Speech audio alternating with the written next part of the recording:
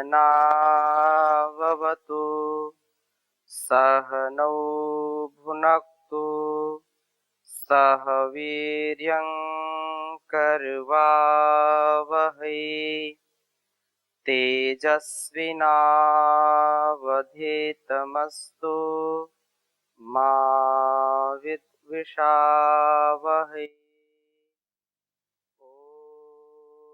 शांति शांति शांति। वेदो अखिलो धर्म मूलम। वेद सब सत्य विद्याओं का पुस्तक है। वेद का पढ़ना, पढ़ाना, सुनना, सुनाना तथा मनसा वाचा कर्मणा स्वभाव मिलाना हम सभी श्रेष्ठ जनों का, आर्यों का परम कर्तव्य है। कल्याणी वेदवाणी का हम स्वाध्याय कर रहे हैं। वेदोक्त वाणी व्यवहार कैसा हो, इस विषय में निरंतरता से हम स्वाध्याय कर रहे हैं और आज हम चर्चा करेंगे ऋग्वेद के जो है 7वें मंडल के दूसरे सूक्त के तीसरे मंत्र का। बहुत सुंदर यह मंत्र है जो हमारे संपूर्ण व्यक्तित्व और कृतित्व के लिए बहुत उत्तम है। वेद मंत्र लिखता हूं, फिर मैं चर्चा करता हूं आपके बीच में। ओम ईरेण्यम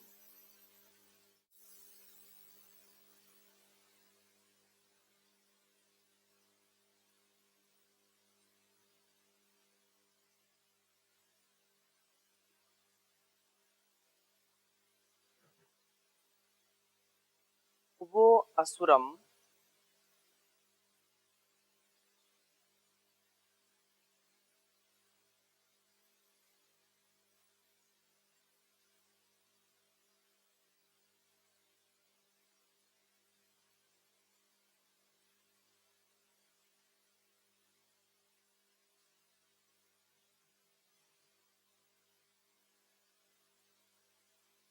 सुदक्षमन्तर्दूतम्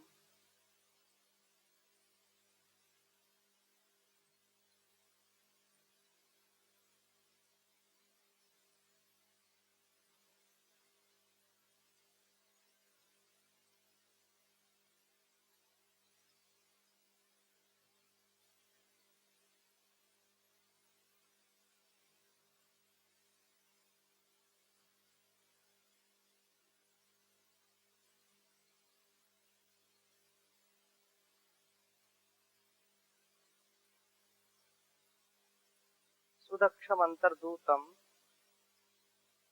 रोदसी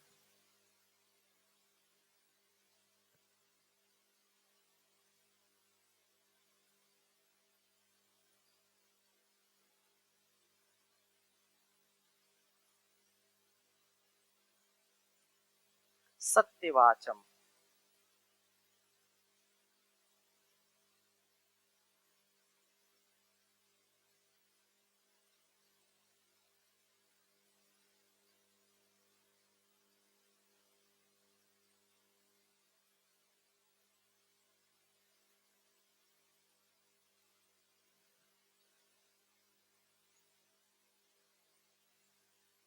मनुष्वदग्निम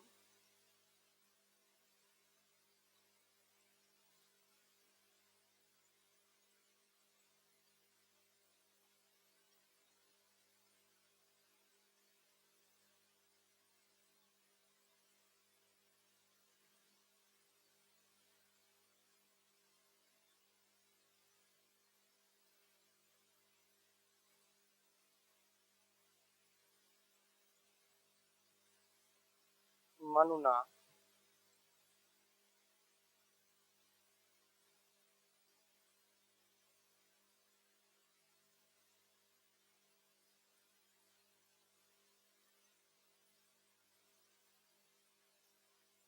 समिद्धम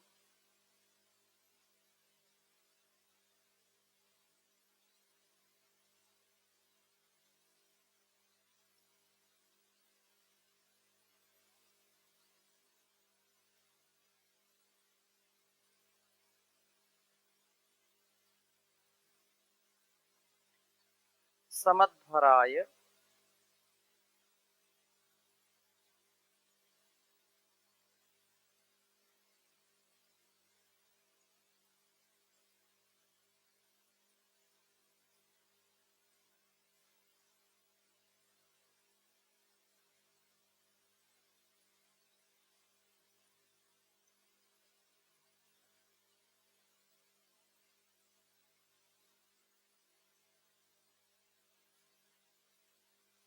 समध्वराय सदमिन्महेम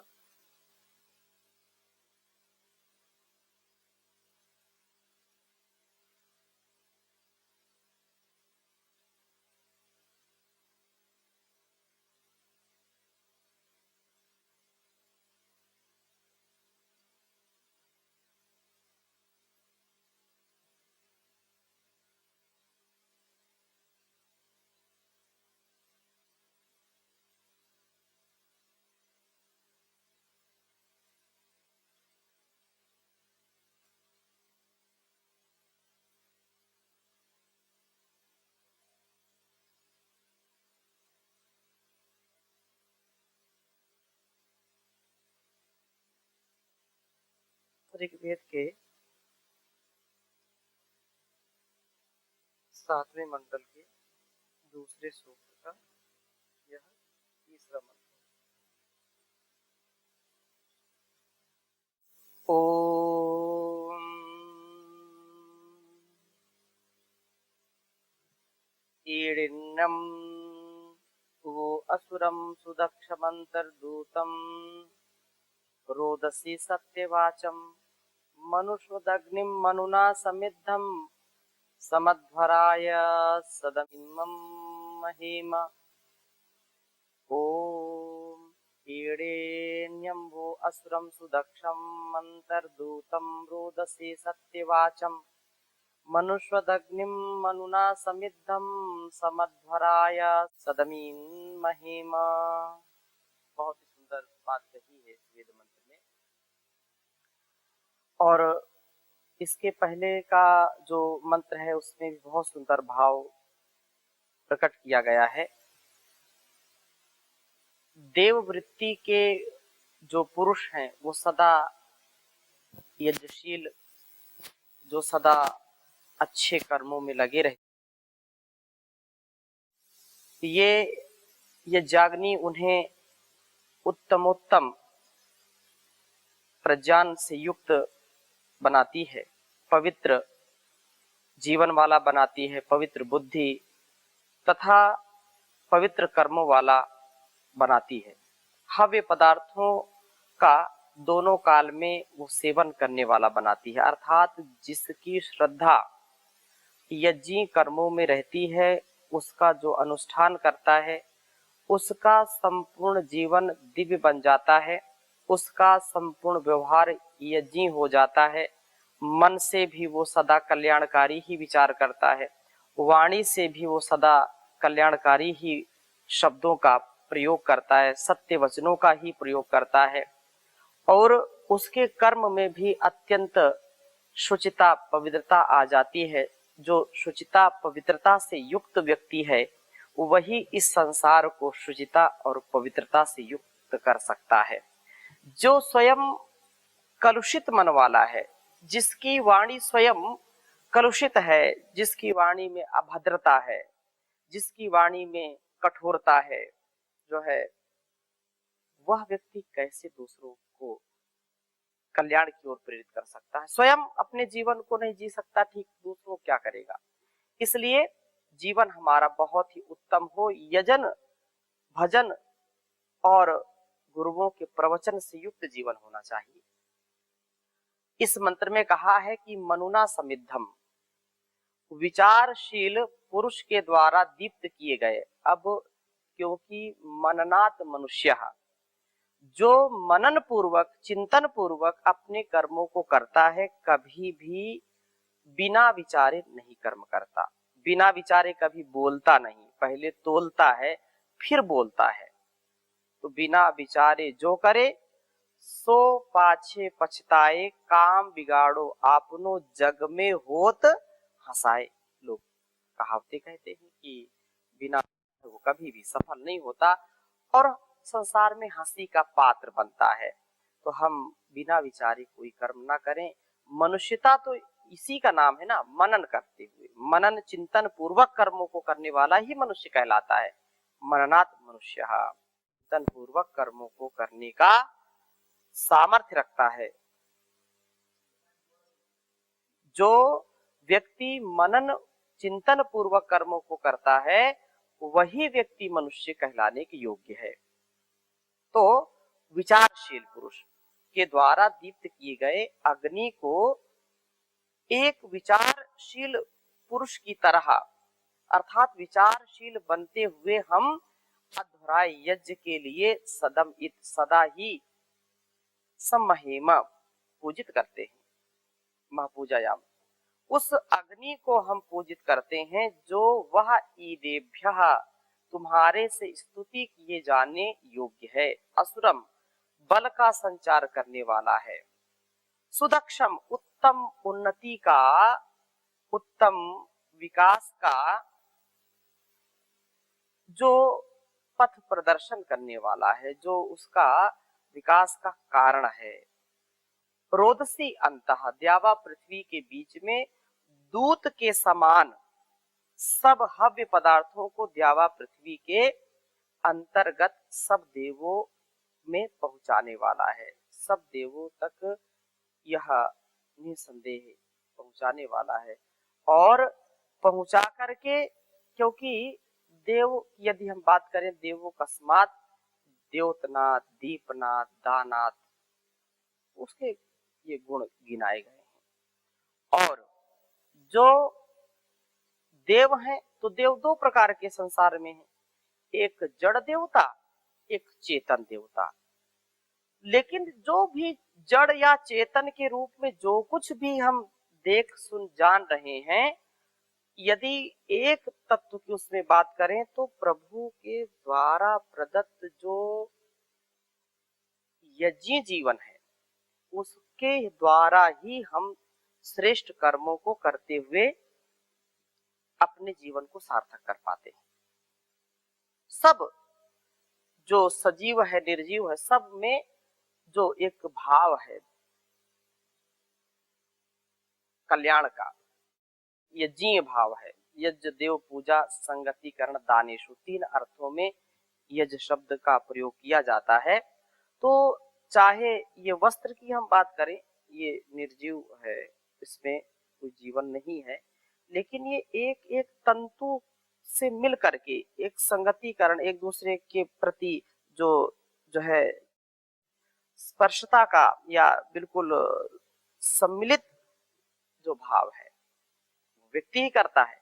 लेकिन हमको समझने के लिए बात कही जाती है, कोई दीवार भी है, कोई वस्तु भी है, तो भी वो एक एक ईंट यदि ऐसे ही रख दी जाए तो कैसे काम चलेगा? एक एक ईंट से मकान बन जाता है। तो सबके अंदर वो जो जो भी प्रयोग वस्तु करते हैं, तो वो जो भाव है, वो भाव हमारे जीवन में आए, हमारी मन, वाणी, व्यवहार में यज्ञी भाव होना चाहिए। उसके लिए कहा कि सत्यवाचम, हमें सत्यवाणी वाला बनाता है यज्ञी जीवन। जिसके जीवन में यह परस्परता का, कृतज्ञता का, सह अस्तित्व का, सह बंधुत्व का भाव है, वही निर्लेप भाव से, निर्विकार भाव से सत्यवाणी का बोलने वाला होता है, सत्य वचन बोलने वाला होता है। हम सत्यवाणी बोले, और इसलिए ये प्रार्थना की जाती है कि अग्ने व्रतपते व्रतम चरिष्यामि तच्छकेयम तन्मे राधिताम इदम हम अनृतात् सत्यम उपैमि। यहाँ अग्नि जो है साक्षी के ही सत्य का व्रत लिया जाता है। अग्नि को साक्षी मान करके सत्य व्रत लेते हैं कि नहीं, मैं इस व्रत को ले रहा हूं और इसको अंतिम परिणति तक पहुंचाऊंगा, अंतिम जो हमारा लक्ष्य है वहां तक हम इसको जो है पहुंचा करके अपने कर्तव्य को पूरा करेंगे। तो अग्नि सत्य पर दृढ़ है, हम भी सत्य पर दृढ़ हों। अग्नि किसी भी काल में, किसी भी हाल में, इस सृष्टि में, आने वाली सृष्टि में, इसके पीछे वाली सृष्टि में, जितनी भी सृष्टियां हैं या होंगी, सब में एक ही उसका गुण है, अग्नि तेजोमय है। अग्नि दाहकता का प्रतीक है, अग्नि प्रकाश देने वाली है, अग्नि दुर्गुणों को नष्ट करने वाली है। इसलिए जैसे उसके स्वभाव में वो सदा दृढ़ अपने स्वभाव में रहती है, ऐसे हम भी अपने जीवन में दृढ़ता का पालन करें, सत्य सत्यवाणी का ही प्रयोग करें, सत्यवाचम। हम कभी भी जो है मिथ्या भाषण ना करें, कभी हम झूठ ना बोलें, कभी हम छल कपट ना करें। हमारी वाणी में कभी भी असत्य का प्रयोग नहीं होना चाहिए। और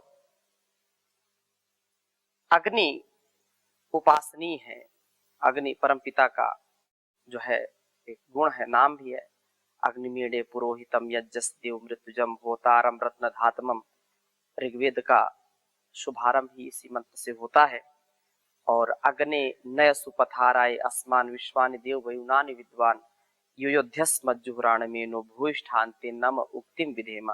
तो हम अग्नि के जो है उपासक बने। हमारे सभी ऋषि मुनि अग्नि के उपासक थे। अग्नि का मतलब एक ये जड़ अग्नि, लेकिन अग्नि एक तत्व जो परम पिता परमेश्वर अग्नि स्वरूप है, तो उसका जो है उपासना करना और उसके जैसे अपने जीवन को बनाना, यह हमें सबल बनाती है, हमारी शक्तियों का विकास करती है, हव्य पदार्थों को सब देवों में पहुंचाती है, जड़ देवताओं या चेतन देवताओं सबको पुष्ट करती है, हमें सत्यवाक बनाती है, सत्यवाणी बोलने के लिए हमको प्रेरित करती है कि हम सत्य बोलें, कभी भी हम अनृत न बोलें। सत्य में जयते नानृतम, सत्य की ही विजय होती है, अनृत की कभी विजय नहीं होती, असत्य की कभी भी विजय नहीं हो सकती। इसलिए सत्य बोलना। और इसी में बहुत सुंदर बात कही है 7वें मंडल में ही 16वें सूक्त के 9वें मंत्र में, मधुर वाणी हो, हमारी वाणी सत्य भी हो और मधुर भी हो। कहा कि सा मंद्रया च जिह्वा वह्निरासा विदुष्टरहा अग्नेरयिम मघवद्भ्यो ना आ वह हव्यदातिम च सूदय। वह अर्थात जो है वाग देवी का निवास हमारा जीवन हो, हमारे रसना में माँ सरस्वती का निवास हो। और कहा कि जिह्वया, प्रसन्नता को उत्पन्न करने वाले शब्दों को बोलने वाली जिह्वा से हमारी ये रसना, ये जिह्वा, हम जो भी शब्द बोलें उसको सुन करके दूसरों के मन में प्रसन्नता आए। अब कई लोग ऐसे बोलते हैं कि पहले तो बोलते नहीं, और बोलते हैं तो दूसरे का खून सूख जाए, दूसरे के जो है स्वभाव में हलचल पैदा हो जाती है, परेशान हो जाता है या क्रोधित हो जाता है। ऐसी वाणी का प्रयोग कभी नहीं करना। वाणी का प्रयोग ऐसा हो कि एक शब्द बोला तो दूसरों के हृदय में अमृत घोला, ऐसा होना चाहिए। दूसरों के हृदय में जो है उसके प्रति आदर का भाव होना चाहिए। तो हमारी वाणी, हमारी जो जिह्वा हो, ऐसे शब्द बोले जिससे दूसरों को प्रसन्नता हो। कुछ जो दो बातें हैं, एक बात है कि दूसरों को प्रसन्न करने के लिए बोलना, दूसरों को जो है ऐसे उससे बोलना कि ये प्रसन्न हो ना, ऐसा नहीं कि प्रसन्नता के लिए, लेकिन अपने स्वभाव में हम ऐसा जो है अपना स्वभाव बना लें कि हम कभी गलत बोले नहीं। हो सकता है कि हमारी सत्यवाणी से किसी को अप्रसन्नता भी हो, लेकिन सत्य हो, मधुर हो, अपनी अपनी हम स्थिति को जो है बना करके रखें, उसमें पथभ्रष्ट ना हो। वही हम सब कार्यों का जो है, सब कार्यों का वहन करने वाला होता और मुख से विदुष्ट रहा, उत्कृष्ट विद्वान बनता है। मुख से ज्ञान की वाणियों का ही उच्चारण करता हुआ उत्तरोत्तर अपने ज्ञान को बढ़ाता है। हे अग्रणी प्रभो, न हमारे मघवद्भ्य, मघ अर्थात मख, यज्ञशील पुरुष के लिए रईम, यज्ञ साधक ऐश्वर्यों को आवह प्राप्त कराइए, और हव्यदातिम, हव्यों को देने और यज्ञों को सुदय प्रेरित करिए, हमें यजनशील बनाइए। हमारे ये यज्ञशील लोग ऐश्वर्य को प्राप्त करें और ऐश्वर्यों को प्राप्त करके अधिक से अधिक यज्ञीय जीवन वाले बने, यज्ञ को करने वाले बने, जिससे देश समाज का कल्याण हो।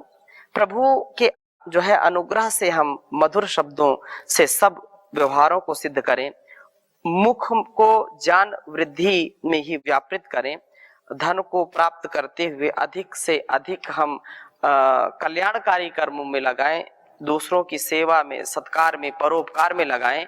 हमारा कभी भी अहित ना हो, हम सबका जो है हित करने वाले बने, जिससे जो है जीवन हमारा सार्थक हो और प्रभु की जो है हम सदा स्तुति प्रार्थना उपासना करते रहें। तो बहुत सुंदर बात कही है कि दाता तेरे सुमिरन का, दाता तेरे सुमिरन का, ओ वरदान जो मिल जाए, मुरझाई कली दिल की एक आन में खिल जाए, दाता तेरे सुमिरन का। सुनते हैं तेरी रहमत दिन रात बरसती है, सुनते हैं तेरी रहमत दिन रात बरसती है,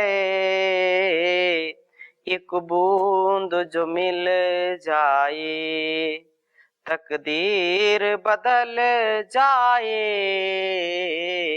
दाता तेरे सुमिरन का। ये मन बड़ा चंचल है, चिंतन में नहीं लगता, ये मन बड़ा चंचल है, चिंतन में नहीं लगता, जितना इसे समझाऊं उतना ही मचल जाए, दाता तेरे सुमिरन का। हे नाथ मेरे मन की बस इतनी तमन्ना है, पापों से बचा लेना पाँव न फिसल जाए, दाता तेरे सुमिरन का। देवत्व के फूलों से दामन को मेरे भर दो, जीवन ये सुगंधित हो दुर्गंध निकल जाए, दाता तेरे सुमिरन का। ऐ मानव तू दिल से प्रभु नाम का सिमरन कर, दोषों भर जीवन का, दोषों भर जीवन का कांटा ही निकल जाए, कांटा ही बदल जाए, दाता तेरे सुमिरन का। वरदान जो मिल जाए, मुरझाई कली दिल की एक आन में खिल जाए, दाता तेरे सुमिरन का।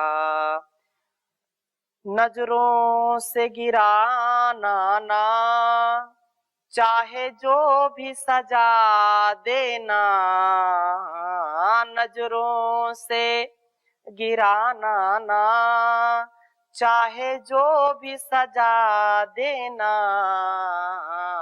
नजरों से जो गिर जाए, नजरों से जो गिर जाए, मुश्किल है संभल पाए, दाता तेरे सुमिरन का। वरदान जो मिल जाए, मुरझाई कली दिल की एक आन में खिल जाए, दाता तेरे सुमिरन का। तो हमारा जो स्वभाव है, संस्कार है, वो प्रभु ने हमारे जीवन को उत्कर्ष के लिए, हमारे जीवन को सुधार के लिए, उद्धार के लिए दिया है। हम इसको बड़ी ही सरलता से और सहजता से जीवन को जिएं, जिससे अत्यंत कल्याण हो, स्वयं का भी कल्याण होगा और संसार का भी कल्याण होगा। हम स्वयं तरेंगे, दूसरों को तारेंगे, नहीं तो स्वयं भी मरेंगे, दूसरों को भी मारेंगे। उबारे, उबरे और उभारे, सुधरे और सुधारे, तभी जीवन और जगत दिव्य बनेगा, वैदिक युग आएगा। हम नित्य प्रति ऐसे मंत्रों का स्वाध्याय करें और वैसा जीवन में उतारने का प्रयत्न करें। तो अभी इन्हीं शुभकामनाओं के साथ यहीं पर विराम लेते हैं। शेष चर्चा अगली कक्षा में करेंगे। ओम शांति शांति शांति।